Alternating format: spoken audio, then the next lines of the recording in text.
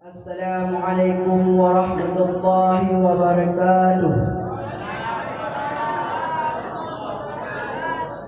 Kitabul ahkami al-taharati wal kitabul lughatan masdaru bimakna dhammi wal jam'i istilahan ismul jinsi minal ahkami ammal bab wa ismul li naw'in mimma dakhala tahta dhalikal jinsi wal taharatu bi fathil qa'i lughatan an-nadhafatu amma syar'an fa fiha tafasilu kasiratun minha qawluhu fi'lu ma tustabahu bihi salatun ay minal wudu'i wa ghaslin wa tayammumi wa idallati najasati amma taharati bi dhammi fa ismul ibaqiyatil ma'i.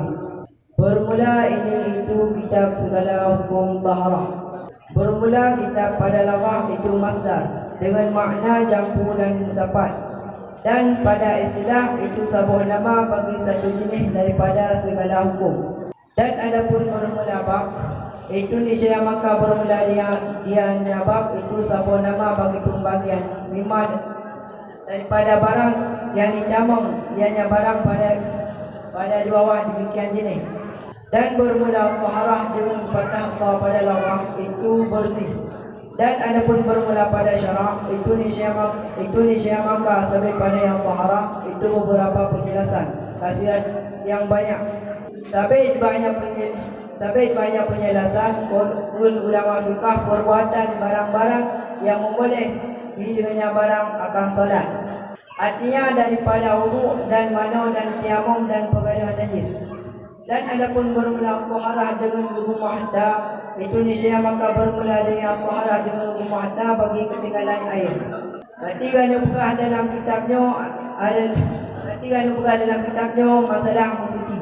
Lafaz kitab pada lafaz yang masdar maknanya menjampu dan musapat, dan lafaz kitabnya pada istilah yang sabuhanan daripada dalam hukum.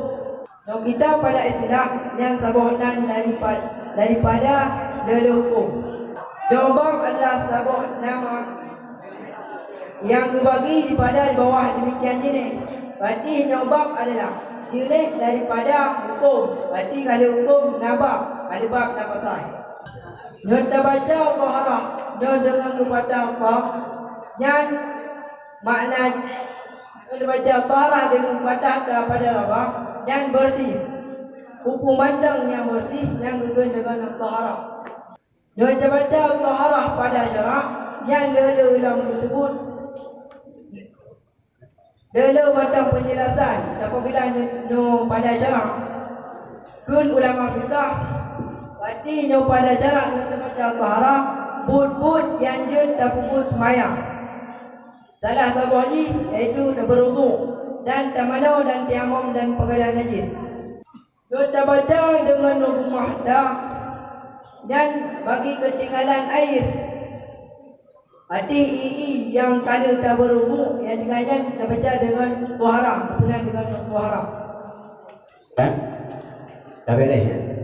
Bari kabeleh, mana kabeleh ya? Yang pun bunuh nawaga Alkitabu lughatan masdaru. Bermula kitab pada lughah itu masdar. Masdar iban mufhum. Kalimah isim yang masdar atau pulain. Kalimat kitabnya masdar. Kalimat kitabunya masdar. Mana? Jadi 100%. Nombor 2 Saraf Buno mimma dakhala. Dakhalanya fi'il madhi. Ayat dakhala fi'il madhi. Jadi dalam sarafnya na bina multawi, na bina labib, na bina ajwab, segala macam. Muyo dakhala apa bina? Bina sahih. Bina sahih. Yang kabere. Pinasaya. Assalamualaikum warahmatullahi wabarakatuh. Waalaikumsalam warahmatullahi wabarakatuh. Ya Allah